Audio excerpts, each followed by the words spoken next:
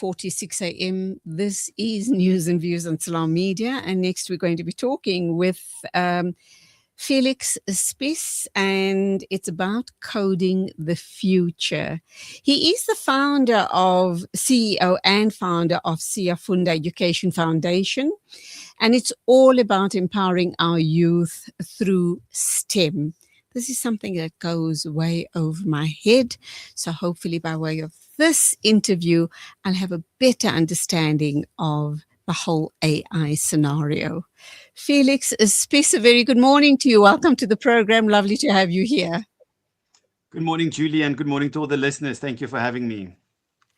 Okay, so let's start off right at the beginning and understand what inspired you to establish the Siyafunda Education Foundation, and what gap did you see in the youth market that you feel you need to address this education issue? Julie, there's two real moments in my life that I brought forward. So the first one is I grew up in a rural environment. So I grew up in Mpumalanga. So I was very aware and attuned to the ability to access resources. And then the second moment that brought me to this point was I was a maths and science teacher at a very high performance school. And I saw that although the learners had all the resources they needed, they were time poor. And on the opposite spectrum of learners in Quintile 1 schools, they were resource poor, but they had all the time in the world. And so I came to this understanding that learners need to become more hands-on and engaged with STEM. So not just seeing it on a screen. So because you're time poor, the teacher puts on a video showing the experiment, or if you're resource poor, that you physically can't do the experiment. And so that led me down this path of social entrepreneurship, where I founded first a PTY and then eventually Siyafunda in 2018, where we work in mostly rural areas to help promote access to quality STEM opportunities in schools and communities. Just as a matter of interest, there is an organization in Gauteng as well that is called Siyafunda. Are you affiliated with them? And they too, I think they're an NPO, and they too are focused on youth development, or exposing youth in underserviced areas around STEM. So I'm aware of another nonprofit that is also Siyafunda, but we do have different names. So we are the Siyafunda Education Foundation. Yeah. Okay, so no connection between the two of you at all. Besides the name. Yeah. Okay. Siyafunda focuses heavily on digital literacy and STEM. Why are these skills so critical for young people in South Africa today? So, Julie, think about any South African's life. Any single South African has touch point with technology, whether it be in your hand through a cell phone, a computer, a laptop, just walking around public spaces, there's technology. And so having a keen understanding and being digitally literate is something that we really need to empower our youth. And it's not necessarily about using it to advance your economic ability, but it's to understand how the technology around you is working. When you're setting up an email address, when you're clicking accept cookies on a website, or any sort of technology that you engage with, being digitally literate is a fundamental part of the 21st century skill sets that our learners need to have. And access to this in rural areas is a lot less, but does not mean that the opportunities of the talent in these rural areas is less. So because you're in a rural area does not mean that you've got less talent. It just means you've got less ability to access opportunities. And we are hoping and working to create a bridge between those opportunities and the talent that exists in areas that are rural and are mostly underserved. So, Felix, I'm just going to digress slightly here. We hear that technology is really speeding and growing by leaps and bounds. Often people like yourself and others say things like, what's relevant today and what's workable today would probably be outdated in 2 years' time or 5 years' time.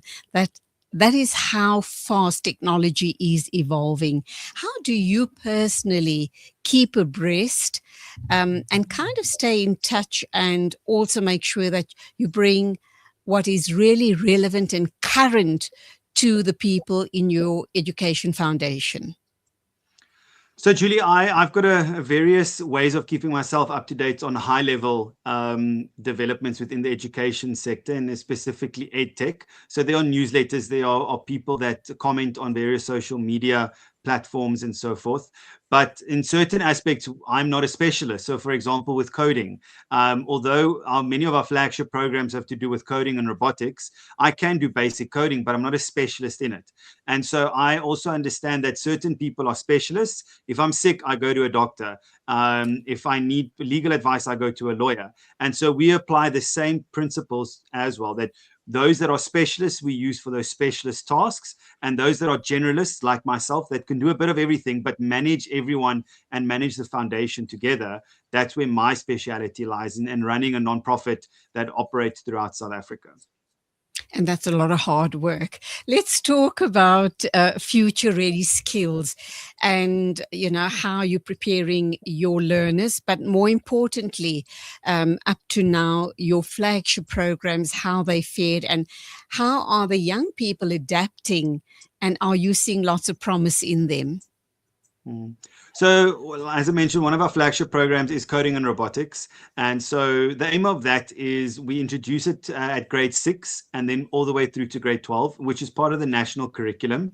And the reason for that is not necessarily to become a coder or to be an engineer or mechanical engineer. It's about understanding the basic principles behind it. So pattern recognition, algorithm design. These are basic concepts that you can use in all types of spheres of life. So, for example, with the ECD, with the grade R2-3s, we use basic pattern recognition like different color hula hoops. So you got red, orange, blue, red, orange, blue, and you're asking the learner to identify a pattern and then vocalize that pattern. Now, once the learner is able to recognize patterns, they can use that in any sort of work that they do, whether it be in legal, medical, wherever it might be, that these are the fundamental concepts. So when people see coding and robotics, they just think about coding like Java and Python and robotics and all these types of robots we see, but it's the fundamental principles that need to be brought forward, not necessarily the application in the real world. Further, other skills that we're also promoting is, for example, cybersecurity. As you know, cybersecurity is a massive aspect in the real world, in the working world. And so we're training learners to have basic cybersecurity skills, get employment at various digital agencies like Microsoft's of the world, and also at companies that need a cybersecurity specialist. And these are the skill sets of the future, but also for your personal use, that understanding that you need an antivirus on your laptop, passwords for your various accounts. And so these are the aspects that we are teaching our youth, because they are on social media, they are engaging with each other in a virtual environment, and they need to know how to do that respectfully and safely. Talk to us about some of the standout success stories within the communities that you've been working. And obviously, do you believe that there has been real impact? Yes, I mean, I wouldn't be doing this if there wasn't impact. So some of the success stories that we've seen is, for example, and it's all on our social media channels, especially on YouTube, on our documentaries, is giving learners the ability to access a laptop. So there's one learner that we had at one of the primary schools, and by engaging in the coding robotics, she was able to use a laptop for the first time. Now, that's a fundamental shift when you can provide someone the ability to just open up Microsoft Word, type on a keyboard and see those letters on screen. That's how how limited some learners' access to laptops are, because they've got cell phones, but laptops and the environment behind that is something foreign to them. Also, we've seen with our NEETs. So NEET is the acronym for not employment, educational training. So youth that have undertaken the cybersecurity courses that we've done in Priska, they've started getting employment at various different types of employers. So, for example, tire repair shops, a general dealer, a pharmacy, because they've got basic skill sets. So these skill sets are making our youth more employable and giving them the needed bridge into employment, because we've seen this throughout South Africa. We've got various youth with multiple skills, but they don't have experience. And lots of our employers require experience in order to employ them. But giving them scarce skills allows the employer to take a bit more of a risk because they've got a skill that they need inside their business. And these are some of the success stories that we celebrate and that we are developing as well through the Siyafunda Education Foundation. So you, as the CEO and founder of Siyafunda, what are the challenges that you face from startup up to now that, in this area, delivering digital and STEM education? So, Julie, interesting dynamic with regards to working in rural areas and underserved areas is when we get a project funded and we go deploy the assets, which would be laptops, dongles, and a range of different assets. Many times the schools will indicate to us that they actually don't see these assets as assets, but they see it as liability, because they now have laptops that the other schools and the community that they exist in don't. And so these are liabilities. So we also look at infrastructure, safety, and security measures, mitigating risk before deploying those assets. So that's a big challenge that we have, because it is a reality within the South African schooling system that many schools are the target of theft because there are assets like laptops, computers, and so forth in the school, and then they're stolen by community members. And so those are one of the biggest challenges that we've got. Another big challenge that we also face is we do a lot of work in the provinces that have got very widely dispersed towns, like the Northern Cape, Free State, Northwest, for example.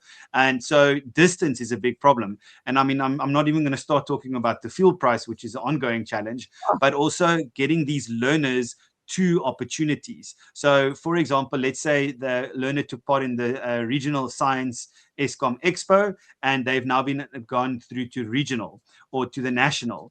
The costs associated with that for those learners tend to be more than an urban learner, because an urban learner is much closer to these events than a rural learner. So distance is a massive challenge for many of our learners that don't have, they've got the talent, but they don't have the ability to access the resources needed them to progress. And when they do, you see them shine on world stages. But those are the two of the biggest challenges that we face working in underserved and rural areas.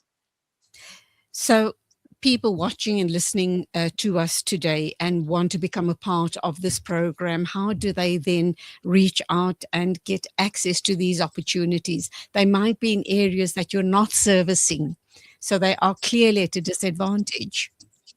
So we're always on the lookout for volunteers. So people that want to start making a difference in their community.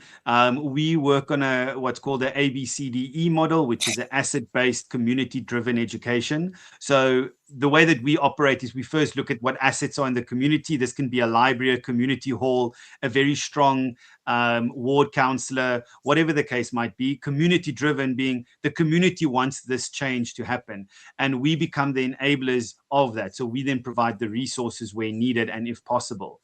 And so people can reach out through our website. There's a contact form. They can get in touch with us and just let us know what they want to do, where they want to do it, and what assets they've got in place, who's going to drive it, because those are fundamental in making a project self-sustaining. So our whole model works on projects no less than 3 years, but excuse me, so that we can hand over the project after X amount of time. So we focus specifically on not being a crutch for the community. So the community must be self-sustaining after our engagement. So we don't want to just give.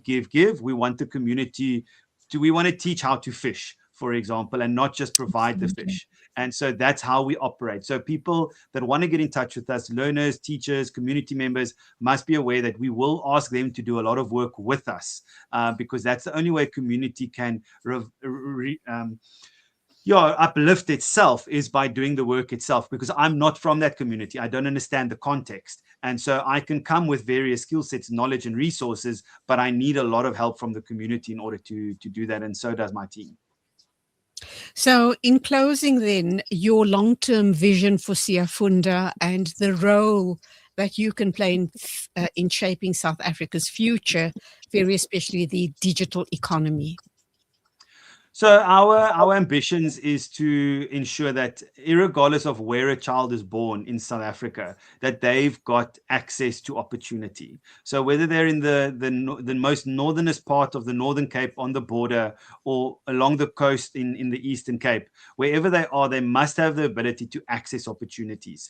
And so when children arrive in this world, they don't choose where they arrive, but they do have the talent to do great things. And so we want to allow that to happen. And so that is our ambition for the long term. Hopefully it happens. I don't think it'll happen in my lifetime, but we can build something that's self-sustaining, that can allow more and more learners the ability to access opportunities, and thereby build a South Africa that works for everybody through the youth, and through technology and STEM.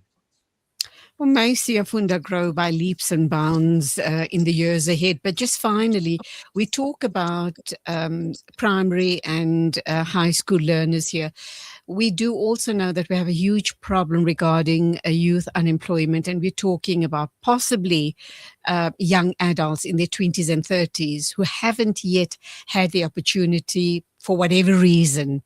Are you planning on encompassing them in your program as well, young adults or middle-aged adults for that matter, who didn't have the opportunity to learn anything and to become, to become probably self-employed or employable going forward?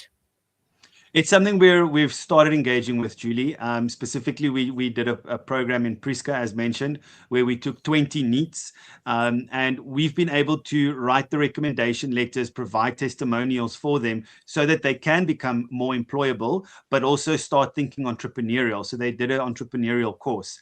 And so this is Wow. something that we want to do going forward, as well as partner with various companies, whoever wants to bring more youth into their workspaces, but they're quite unsure about how to get that talent into their capacity. We're able to help with that and walk a road with those youth, engage them, give them volunteering opportunities, go really get them to understand what the working world is like. I've always said that you can teach anyone anything, but you can't teach a good attitude. So youth that want to make a difference will rise to the top. If you've got a good attitude, you can be taught anything. And so those are the types of youth that we are looking to engage with in various areas of South Africa, because if they do something small, start a project, a soccer project for argument's sake, bring boys and girls together every Tuesday from 4 to 5, that's something. And that can then grow slow and steady to become self-sustaining. But everything has to start with a single spark. And the youth of South Africa is that, and the youth stand up and can do that themselves. And no one's going to do it for them. And so once the youth raises their hands, there are plenty of people to hold that hand and encourage them to go further. I salute you, Felix Spies, CEO and founder of Siyafunda Education Foundation. I think you're doing great stuff, great work. You truly are doing your bit to uplift young South African in underserviced areas, and may, as I said just now, grow from strength to strength. Thank you for talking to us. God bless. Thank you, Julie, and thank you for the opportunity. Have a great day further. It is exactly 9:04. We're moving along into the second hour of News and Views this Tuesday morning. Still lots to come. We do hope you'll continue keeping us company.